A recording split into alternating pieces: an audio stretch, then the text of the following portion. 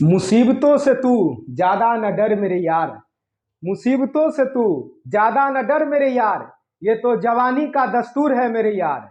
मुसीबतों से तू ज्यादा न डर मेरे यार, ये तो जवानी का दस्तूर है मेरे यार। तू जीतेगा एक दिन यकीनन, बस हौसला रख मेरे यार। नमस्कार, मैं निशांत झा आप सभी का अपने YouTube चैनल पर तहे दिल से स्वागत करता हूँ। आज हम सेशन की शुरुआत करते हैं अर्थमेटिक से। और अर्थमेटिक का एक ऐसा टॉपिक जो पूरा मैथ्स में यूज होता है, लेकिन अर्थमेटिक का जो जान जहां पे बसता है ना, वह है रेशियो। ये अगर बेहतर हो गया तो समझिए कि पूरा मैथ्स का फाउंडेशन तैयार होता है यहां से। और इसका सपोर्टिव रोल है परसेंटेज का। रेशियो और परसेंटेज एक दूसरे का एकदम अनुनाश्रय संबंध है, एक दूसरे के बगैर दोनों अधूरा है। तो पहले रेशियो पढ़ेंगे, उसके बाद परसेंटेज पढ़ते हैं। रेशियो और परसेंटेज ये दोनों प्लिंथ है पूरे कंप्लीट मैथ का, जिसमें रेशियो का योगदान परसेंटेज से भी पहले होता है। अब रेशियो अगर आपका बेहतर है तो अर्थमेटिक के साथ साथ एडवांस में भी आपको बहुत ज्यादा सुविधा होगा क्वेश्चन कैलकुलेट करने में। रेशियो बेहतर है तो ग्राफिकल क्वेश्चन जो आता है, डाटा इंटरप्रिटेशन डीआई, वो भी आपका बेहतर होगा। यानी पूरा रेशियो से जुड़ा हुआ कंप्लीट कॉम्पिटिटिव मैथ है। यानी अगर आपका रेशियो बेहतर है तो सब कुछ बेहतर होगा। जैसे मतलब दिल होता है ना, ये दिल कैसे चलता है? धड़कन पे, यही ना, जिसका धड़कन बंद तो बोलते हैं ना हार्ट अटैक हो गया, उसका चौक कर गया हार्ट। मैथ्स का धड़कन है कैलकुलेशन। मैथ्स का धड़कन क्या है? कैलकुलेशन। जिसका कैलकुलेशन खूबसूरत है वो उसका दिल ऑटोमेटिकली बहुत खूबसूरत होगा। और मैथ्स का, और उस मैथ्स में अर्थमेटिक सेक्शन का अगर कोई दिल है तो वह है रेशियो, और कैलकुलेशन तो धड़कन है ही। अब आप अगर अपने दिल को बेहतर करना चाहते हैं तो कोशिश ये करेंगे कि धड़कन का जो रफ्तार है वो रफ्तार मेंटेन रहे, और वह है कैलकुलेशन। तो कैलकुलेशन सिर्फ आपको आना चाहिए, और कॉन्सेप्ट हम लेके आपको बता रहे हैं। तो अगर ये दोनों चीज आपका एक साथ मर्ज हो जाएगा तो ऑटोमेटिकली टॉपिक बहुत ही जानदार हो जाएगा। अब हम रेशियो का अगर बात करें तो रेशियो बहुत ज्यादा इस्तेमाल होने वाला टॉपिक में से है। रेशियो पढ़ने के लिए आपको ज्यादा नहीं, कुछ बेसिक्स बात का ध्यान रखना बहुत जरूरी होता है। रेशियो में कुछ फंडामेंटल चीजें होती हैं। 8 फंडामेंटल पॉइंट है पूरे रेशियो में, और अगर उस फंडामेंटल पॉइंट को आप समझेंगे तो पूरा का पूरा रेशियो आपका खत्म हो जाएगा। अब फंडामेंटल पॉइंट क्या है, तो सबसे पहले हम समझते हैं कि रेशियो है क्या। यहीं से शुरू करते हैं। रेशियो, अनुपात। ये जो अनुपात है रेशियो, यह है क्या? अब ये जो अनुपात है ना रेशियो, अगर मैथमेटिकली हम बात करें तो यह कंपैरिजन है, तुलना। अगर हमको कोई बोले कि आप इसको एकदम एक वर्ड में सटीक तरीका में बताइए कि यह है क्या रेशियो, तो हम एक शब्द में उसको बोल सकते हैं कंपैरिजन है, तुलना है। अब आपको पता होगा कि तुलना कितना के बीच होता है, और जो तुलना होता है वह तुलना किस कैटेगरी में होता है। तो आप कहेंगे कि तुलना के लिए सर कम से कम 2 व्यक्ति चाहिए, 2 चीज चाहिए, कम से कम 2, उससे ज्यादा जितना हो सकता है 3, 4, 5, 10, 50, 100, 1000। तो तुलना के लिए कम से कम कितना चाहिए? 2। यानी जहां भी कंपैरिजन का बात होगा तो कम से कम तो 2 आएगा, एक में तो कंपैरिजन नहीं हो सकता है क्या? तो कंपैरिजन के लिए कम से कम कितना चाहिए? 2। तो जहां भी कंपैरिजन का सेंस आएगा, 2 के बाद 3 भी हो सकता है, 4 भी हो सकता है, तो वहां रेशियो का सेंस आता है, अनुपात का। और दूसरा चीज, तुलना हमेशा सेम क्वालिटी के बीच होता है, सेम कैटेगरी के बीच होता है। हम लिक्विड का तुलना लिक्विड से ही कर सकते हैं, हम किसी वजन वाला सामान का तुलना वजन वाला सामान से ही कर सकते हैं, किसी एक्टर का तुलना आप एक्टर से ही कीजिएगा ना, किसी टीचर का तुलना किसी टीचर से कीजिएगा, किसी एक्ट्रेस का तुलना किसी एक्ट्रेस से कीजिएगा, किसी क्रिकेटर का तुलना किसी क्रिकेटर से कीजिएगा। ऐसा तो नहीं किसी क्रिकेटर का तुलना किसी मतलब कि नेता से, लीडर से कर दीजिएगा। नेता का तुलना नेता से हो सकता है, किसी टीचर का तुलना किसी क्रिकेटर से नहीं हो सकता है, टीचर से ही होगा। परसेंट का तुलना परसेंट में होगा, केजी का तुलना कोई वजन नापने वाला से ही हो सकता है। तो डिग्री जो होता है इंग्लिश में पढ़ते होइएगा आप कि कंपैरेटिव, पॉजिटिव, सुपरलेटिव नहीं पढ़ते हैं, तुलनात्मक अध्ययन के लिए आप लोग पढ़ते हैं ना कंपैरेटिव डिग्री। तो डिग्री सेम होना चाहिए। डिग्री मतलब यूनिट सेम होना चाहिए। जहां भी तुलना करेंगे वहां पे यूनिट देखेंगे कि सेम है कि नहीं। तो ये हो गया रेशियो का बेसिक सा छोटा सा मतलब। अब सिंबल क्या है, जब हम कंपैरिजन करेंगे दो के बीच, जैसे हम बोलेंगे राम एक व्यक्ति है, इसका एज है 40 वर्ष और उसकी पत्नी है मान लीजिए श्यामली, या कुछ भी नाम रख लीजिए। तो राम है और उसकी पत्नी है मोहिनी। तो मोहिनी का मान लेते हैं कि एज है 30, तो हम बोलेंगे राम और उसकी पत्नी के बीच अगर हम एज का तुलनात्मक अध्ययन करें तो उसका अनुपात क्या है। तो राम का एज कितना है, मान लेते हैं राम का एज कितना वर्ष है, 40 वर्ष। अब इसकी पत्नी है मान लेते हैं मोहिनी, तो मोहिनी का एज है 30 वर्ष। क्या अब इस दोनों के उम्र का अगर तुलनात्मक अध्ययन करेंगे तो ये साइन हम इस्तेमाल करते हैं, यही साइन अनुपात का होता है। अब अनुपात का कुछ नियम होता है। अनुपात का नियम क्या है कि सबसे पहले आप अनुपात को जब हम कंपैरिजन बोले हैं, मतलब कहीं कोई व्यक्ति लिखा ए, कोई वस्तु है उसका कुछ भी चीज बी है, इसमें तुलना करते हैं तो ए अनुपात बी लिख दिया। अब ए अनुपात बी को यानी अनुपातिक वैल्यू को हम फ्रैक्शन के फॉर्म में भी लिख सकते हैं, क्योंकि फ्रैक्शन में भी तुलनात्मक अध्ययन ही होता है, कंपैरेटिवली एनालिसिस ही होता है।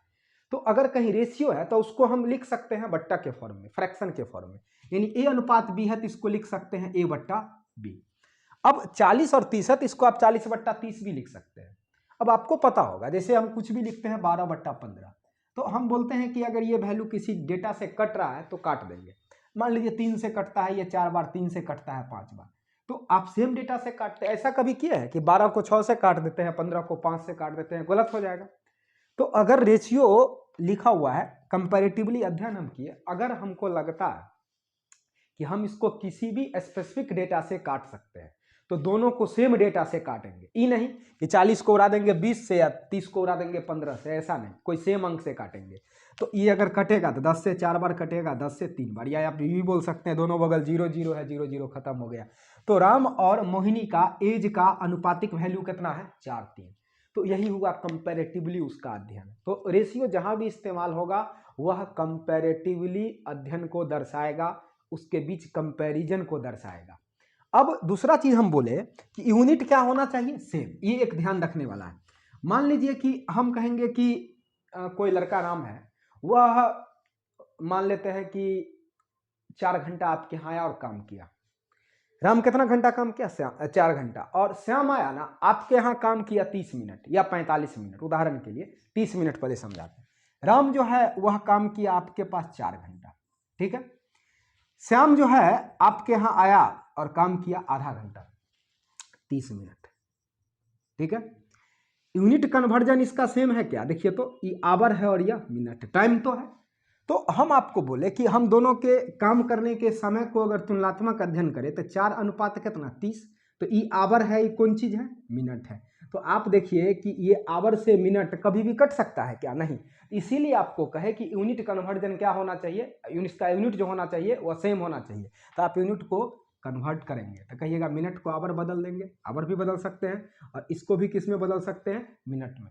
तो हम आगे इसमें कॉन्सेप्ट समझा रहे हैं। तत्काल इसको मिनट में बदलिए तो 4 गुने 60, ये कितना हो गया, 30। तो 30 एका 30, 30 दूनी 60, 3 से दोनों कटेगा तो 8 अनुपात 1। अब कोई कहेगा इसको आधा घंटा नहीं कर सकते हैं, कर सकते हैं, वो आगे हम बता रहे हैं। अब हम कहेंगे कि मान लीजिए आपके यहाँ कोई लड़का आया और वो लड़का 3 दिन तक काम किया। कोई लड़का आया, मान लेते हैं, फिर राम ही लेते हैं, या राम आपके यहाँ 3 दिन काम किया और इसी का कोई पार्टनर था, मान लीजिए श्याम। अब श्याम आपके यहाँ आया और 18 घंटा काम किया मात्र, और वो चला गया। हम बोलेंगे दोनों जो काम किया इसके बीच रेशियो बताइए, अनुपातिक वैल्यू क्या है। तो 3 दिन और आप 18 घंटा को डायरेक्टली अनुपात में नहीं लिख सकते हैं। क्यों नहीं लिख सकते हैं, क्योंकि यूनिट यहाँ पे सेम नहीं है। तो आपको यूनिट सेम करना पड़ेगा। कैसे करेंगे, 3 दिन का मतलब एक दिन में 24 घंटा होता है। तो 3 दिन में कितना घंटा हुआ, 3 दिन में हुआ 24 दिया 72 घंटा हुआ ना, 72 घंटा और 18, इसको काटेंगे तो 4 अनुपात 1 कट गया, नहीं हुआ। 18 का 18, 18 चौको 72, दोनों सेम वैल्यू से कटना चाहिए। ये हुआ एक छोटा छोटा बात, ये हुआ रेशियो का एक मतलब। अगर यहाँ केजी है, ग्राम है, तो या तो दोनों को ग्राम में कन्वर्ट करेंगे या दोनों को केजी में कन्वर्ट करेंगे। अब आते हैं हम रेशियो के कुछ फंडामेंटल कॉन्सेप्ट पे। रेशियो का 8 फंडामेंटल कॉन्सेप्ट है, जिसमें पहला कॉन्सेप्ट के बारे में हम चर्चा अभी कर रहे हैं। सबसे पहले कॉन्सेप्ट नंबर 1 आप हेडिंग देंगे और समझेंगे। पूरा मैथ में आपको यह टर्म यूज होगा, कॉन्सेप्ट नंबर 1। देखिए, हम कहें कि ए अनुपात बी, इसके बीच हम तुलना किए ना, तो मान लीजिए कोई वैल्यू कट उठ के आया 5:7, कुछ भी हो सकता है। ए राम मतलब ए कोई व्यक्ति है, बी कोई व्यक्ति है, उसका एज का ही रेशियो है, कुछ भी। ए बी कोई समान ही है, इसके वजन का अनुपात है।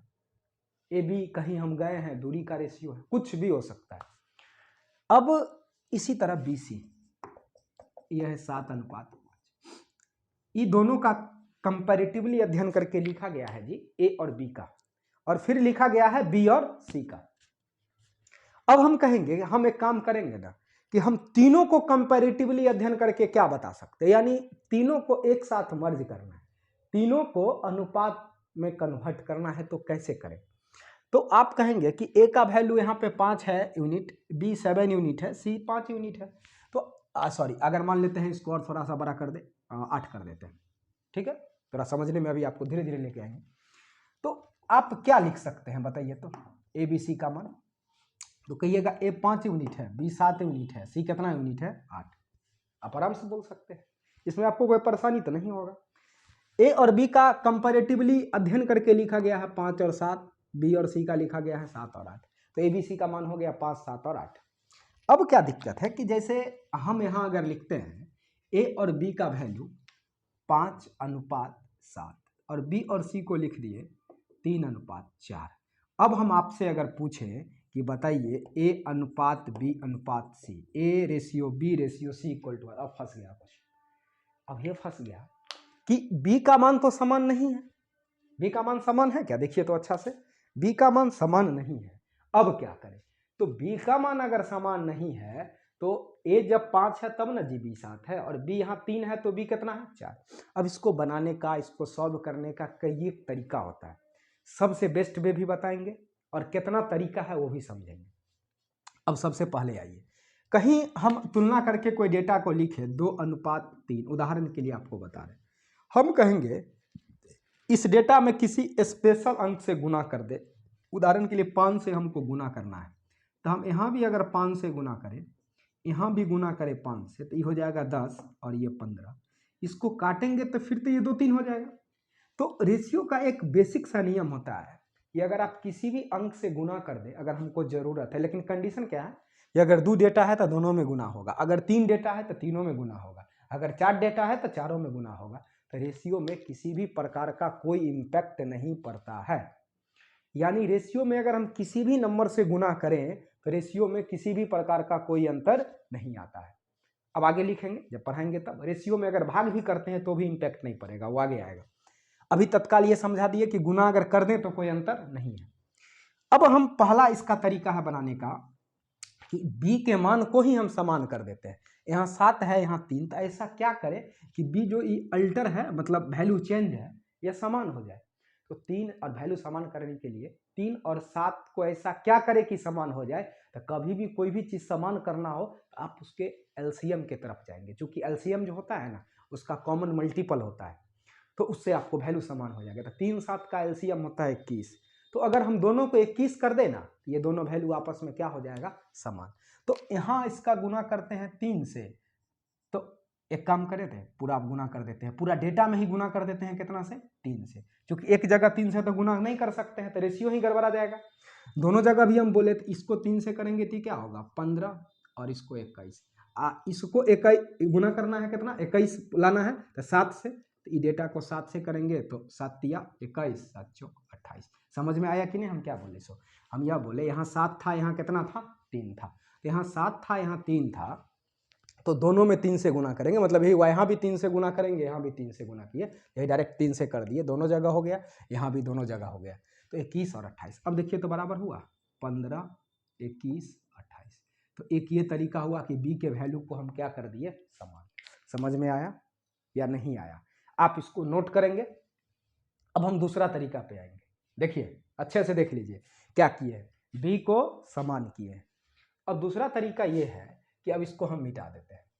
अब दूसरा तरीका ये है कि अगर आपको ए बी सी का मान चाहिए ना, तो आप एक ऐसे तरीका अपनाएंगे, यहाँ लिखेंगे ए, यहाँ लिखेंगे बी, यहाँ लिखेंगे सी। 5 7 3 4। क्या होता है कि आप क्या करेंगे कि सबसे पहले इस यहाँ अगर डेटा खाली है या यहाँ डेटा खाली है तो देखेंगे कि किसके पीछे डेटा खाली है, किसके आगे डेटा खाली है। जिसके आगे डेटा खाली होगा उसमें वही वाला डेटा भरना है, जिसके पीछे खाली होगा उसमें वही डेटा भरना है। कहेगा कुछ समझ में नहीं आया, देखिए इसके आगे ही डेटा खाली है ना, तो 7 ही यहाँ भर दीजिए।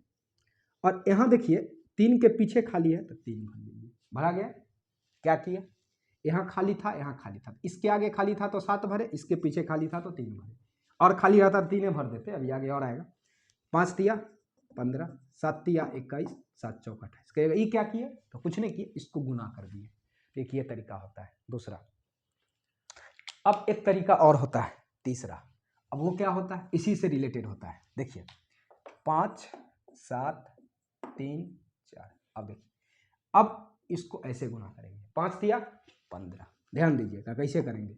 और इसको सीधा करेंगे 7 तिया 21, और इसको सीधा करेंगे 7 चौक 28। तो 15 21 और कितना 28। समझ में आया, नहीं समझे? क्या करना है, 5 3 से करना है 15, 7 3 से करना है 21, 7 4 से करना है तो 28। तो 15 21 और कितना हो गया 28। अब आपको उदाहरण देके और बहुत सारा डेटा समझाते हैं। देखिए रेशियो का अगर बेसिक्स आपका कॉन्सेप्ट क्लियर है तो आपको पूरा मैथ में इसका हेल्प मिलेगा। ये बात दिमाग में बैठा लीजिए। मान लीजिए कि यहाँ हम लिखते हैं कि A/B बराबर 1/4, B/C बराबर लिखे 7/8। अब हम कहें आपको ABC बराबर क्या है, तो सबसे बेस्ट वे है जो अभी हम लास्ट में लिखे कि सबसे पहले क्या करते हैं कि ABC लिख लेते हैं 1 4 7 8। अब क्या करना है, देखिए इसको यहाँ से गुना कीजिए। कैसे 7 8 वहाँ लिखे, तो B और C का वैल्यू है 7 8 इसलिए वहाँ लिखे। 7 है क्या 7, 7 4 से करेंगे 28 और 8 4 से करेंगे 32, यानी 7 8 और कितना 32। आप पूरा वीडियो जरूर देखिएगा, एक एक बात हम आपको समझा देंगे। अब तीसरा उदाहरण आपको लिखते हैं। तीसरा उदाहरण में फिर यही बात आपसे हम पूछते हैं कि मान लीजिए कि A/B बराबर है 5:9 और B/C बराबर है 10:11। अब बताइए तो हमको जरा सीधा करके आप अपने कॉपी में जरूर कीजिएगा इसको। ABC देखिए 5 9 और 10 11 B और C के सामने लिख देना है। अब देखिए 10 5 से गुना होगा 50, 10 9 से गुना होगा 90 और लास्ट में 11 9 से होगा 99। अब अगर यह वैल्यू कटे तो आप काट भी सकते हैं, नहीं कटेगा तो छोड़ भी सकते हैं। अब देखिए, अब हम आगे की बात लिखते हैं। अब हम ऐसा लिखते हैं कि अब लिखते हैं A/B बराबर 3/4, B/C बराबर 5/8। हमसे पूछा गया ABC बराबर व्हाट। अब कहिएगा आप रेशियो दिए कहाँ, ये तो भिन्न लिख दिए। तो अभी हम थोड़ा देर पहले बोले थे कि रेशियो का भी मतलब अगर दो वैल्यू है तो वह फ्रैक्शन ही है, भिन्न ही है। तो आप इसको भिन्न में लिख सकते हैं जी। A/B बराबर क्या लिख सकते हैं 3 4, और यहाँ से B/C बराबर क्या लिख सकते हैं 5 8। इसको अगर सीधा करना हो तो आप कैसे सीधा करेंगे बता सकते हैं। देखिए ABC 3 4 5 8, 5 दिया 15, कैसे गुना करना है फिर सीधा 5 चौक 20 और लास्ट में 8 चौक 32, यानी 15 20 और 32। समझ में आया? यानी अगर डायरेक्ट रेशियो नहीं है, फ्रैक्शन है, तो उसको किस फॉर्म में लिख सकते हैं, रेशियो के फॉर्म में। समझ में आया या नहीं? अब देखिए, अब अगला बात लिखते हैं। आपको एक बात दिमाग में हमेशा बैठा के रखना है कि रेशियो परसेंटेज पूरे मैथ का नींव होता है। इसके साथ आप कभी भी मजाक या खिलवाड़ मत कीजिएगा। इसको लोग सीरियस होकर के सीखता है ताकि आपका कैलकुलेशन और बेहतर हो। 6B बराबर 7 से अब बोले ABC बराबर, बोलिएगा जैसे जैसे आगे लिख रहे हैं क्वेश्चन बदलते हुए जा रहे हैं तो जी। अब फिर रेशियो आपको नहीं दिख रहा होगा, कहेगा एकदम नहीं दिख रहा है, अब क्या करें। बट्टा भी नहीं दिख रहा है, बट्टा नहीं दिख रहा है, लेकिन बट्टा दिखेगा, थोड़ा सोचिएगा तो कहेगा क्या सोचे। तो ये ऐसे सोचिए इसको, क्या इसको A/B लिखिएगा क्या, A/B लिखिएगा तो यह 5 बट्टा क्या होगा 2 नहीं होगा। अब B/, अगर इसको C लिखना चाहते हैं तो देखिए तो 7/6। अब इसको आप समान कर सकते हैं क्या, कहिएगा एकदम कर सकते हैं। कैसे, तो A/B का मतलब है A/B 5/2, बी बट्टा सी का मतलब है बी रेशियो सी, और 7 रेशियो कितना 6। अब देखिए कि अगर हमको ए बी सी निकालना है तो कैसे निकालेंगे, थोड़ा सा ध्यान दीजिए। तो इधर 5 अनुपात कितना 2, 7 अनुपात 6। क्या ऐसा हो सकता है, 7 पचे 35, 7 दूना 14, मतलब 7 5 से गुना हुआ 35, 7 2 से गुना हुआ 14, 6 2 से गुना हुआ 12। कटेगा तो काटिए, नहीं कटेगा तो छोड़ देंगे, किसी से कटने वाला नहीं लग रहा। इन्हें किसको 7 से काट दे, इसको 7 से, इसको 6 से, ऐसा मत कर दीजिएगा, कोई एक नंबर से कटेगा तो काटेंगे। बात समझ में आया। अब अगला उदाहरण लिखते हैं। देखिए अब क्या है कि कभी कभी आपको बट्टा डायरेक्ट नहीं दिखेगा तो हमको कन्वर्जन करना पड़ेगा। जैसे आपके उदाहरण है बहुत ही अच्छा, लिखते हैं कि x बराबर 1/3y। देखिए तो x बराबर 1/3y, y बराबर 1/2z, और आपसे हम पूछे x y z बराबर व्हाट, कैसे बनाइएगा। तो देखिए अब आप कहेंगे कि यहाँ भी बट्टा हमको नहीं दिख रहा है, तो आप एक काम कीजिए ना, x बट्टा वाई बराबर 1/3, ऐसा कर सकते हैं बिल्कुल, और y बट्टा जेड बराबर क्या कर सकते हैं 1/2। अब इससे आपको क्या फायदा हुआ, आप गौर कीजिए। तो इसका मतलब हो गया कि x अनुपात y 1/3 है, y अनुपात z 1 कितना है 2। तो अगर हमको x y z का मान निकालना हो तो 1/3 और 1/2। देखिए तो 1 1 का 1, 3 1 का 3 और 3 दूनी 6। क्या ऐसा कर सकते हैं, नहीं समझ में आया, नहीं समझ में आया तो फिर समझिए, फिर से बता रहे हैं, फिर से आप बात समझिए। क्या कह रहे हैं, x y z अगर निकालना है तो x और y का मान कितना है 1/3, y और z का मान 1/2, तो कितना हो गया 1, इससे गुना हुआ या इससे गुना हुआ, और अंत में यह गुना किससे होगा इससे, तो 3 दूना 6, यानी 1/3 अनुपात कितना हो गया 6। समझ में आया। अब देखिए अगला क्वेश्चन लिखते हैं। जितना जैसे जैसे हम आगे बढ़ेंगे क्वेश्चन का फॉर्म आपका बदल जाएगा। x बराबर लिखते हैं 2/5y और y बराबर 3/7z। अब आपसे पूछते हैं बताइए जी x y z बराबर हुआ, सोचिएगा तो थोड़ा सा दिमाग लगाइएगा, अगर आपके पास पेन हो तो। कैसे, तो x बट्टा वाई बराबर आप 2/5 लिखेंगे क्या, y बट्टा जेड बराबर 3/7 लिखेंगे क्या, बिल्कुल। अब क्या करेंगे, अब आपको एक्स वाई जेड चाहिए ना जी, एक्स वाई जेड, तो यहाँ से लिखेंगे 2 5, यहाँ से लिखेंगे 3 7। देखिए तो क्या ऐसा लिखेंगे। अब आपको नियम पता होगा, 3 दूना 6, 5 तिया 15, और 7 5 से करेंगे तो कितना 35, तो 6 15 और 35। समझ में आया।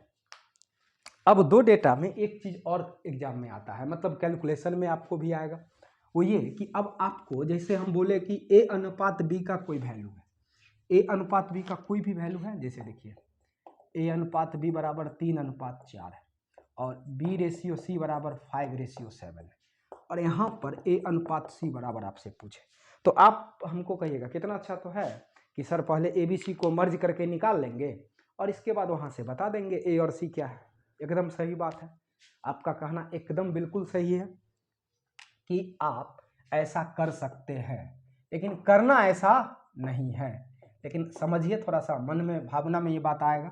5 तिया 15, 5 चौक 20, 7 चौक 28 हो गया। कैसे किए, 5 3 से किए, 5 4 से किए, लास्ट में उसको किए, तो यहाँ से ए और सी क्या लिखा जा सकता है 15/28। लेकिन इतना नहीं करना है, इसमें ये टाइम देना व्यर्थ है। कहिएगा तो क्या करें, तो अब आपको और शॉर्ट फॉर्म बताते हैं। एक फॉर्म है इसका बहुत ही अच्छा, आपको फिर बोले अभी थोड़ा देर पहले कि हमको अगर कहीं ये रेशियो लिखा हुआ है तो क्या हम इसको बट्टा के फॉर्म में लिख सकते हैं क्या, तो कहिएगा हाँ। देखिए तो इसका मतलब है a बट्टा बी क्या 4/3 होगा सर, सॉरी 3/4 होगा, मतलब इसको सीधा बट्टा में लिख देना है। और b बट्टा सी बराबर क्या 5/7 होगा, तो कहिएगा बिल्कुल होगा। अब इसको हम मानते हैं 1, इसको मानते हैं इक्वेशन 2, दोनों को गुना कीजिए। तो जैसे ही दोनों को हम गुना करेंगे तो a/b इंटू b/c बराबर हो जाएगा 3/4 5/। कहिएगा गुना क्यों किए, तो गुना इसीलिए किए कि अगर हम यहाँ नीचे में b था, यहाँ ऊपर में b था, ये b कट गया, तो यहाँ से आ गया a/c, उधर हो गया 15/28। तो अब ये चीज़ फिर बट्टा में आया तो इसको रेशियो में लिख सकते हैं। तो कहिएगा इससे आपको फायदा क्या हुआ, तो फायदा ये हुआ कि आप गौर कीजिए कि 15 कैसे आया है, 3 5 को गुना करके, 28 कैसे आया है, 4 7 को गुना करके। तब यहाँ से एक लॉजिक निकलता है कि अगर हमको ए बी का मान दे दिया बी सी का, अब पहला और अंतिम पूछ रहा है ए और सी, तो कुछ नहीं करेंगे, यहीं से दोनों के पहला को गुना करेंगे, यहीं से दोनों को अंतिम के गुना करेंगे, यानी सीधे हो जाएगा 5 दिया 15, 7 चौक 28, देख के ही कैलकुलेशन हो जाएगा। ये सब करने का कोई झंझट नहीं है, ये तो समझाने के लिए किया। बात मेरा समझे, करना क्या, पहला अंतिम जैसे ही पूछेगा तो सीधे गुना कर देना है किसको, पहला दोनों, तो 15, अंतिम दोनों 28, कटेगा तो काटेंगे, नहीं तो 10 का 10 छोड़ देंगे। तो यह आपको बड़ा क्वेश्चन में भी हेल्पफुल होगा जब टाइप 2 पढ़ेंगे। अब जैसे हम बोले आपको ए अनुपात बी बराबर 5:9, बी अनुपात सी 7:20, हमको क्या चाहिए, ए अनुपात सी, पहला और अंतिम, तो 7 5 से गुना होगा और यहाँ 9 किसका गुना होगा, 20 से। अगर कटने वाला है तो काट सकते, 5 1 5, 5 चौक 20, कटने वाला है तो 7 और 9 चौक 36, बात समझ में आया, 7 36। तो ये था आपका रेशियो का पहला कॉन्सेप्ट। तो आप पूरा वीडियो को देखेंगे, पूरा वीडियो अगर देखेंगे तो यह पहला कॉन्सेप्ट आपका क्लियर हो जाएगा। टोटल 8 कॉन्सेप्ट है पूरे रेशियो एंड प्रोपोर्शन में, फंडामेंटल, जिस पे पूरा नींव होता है रेशियो का, हम 8 आपको बताएंगे।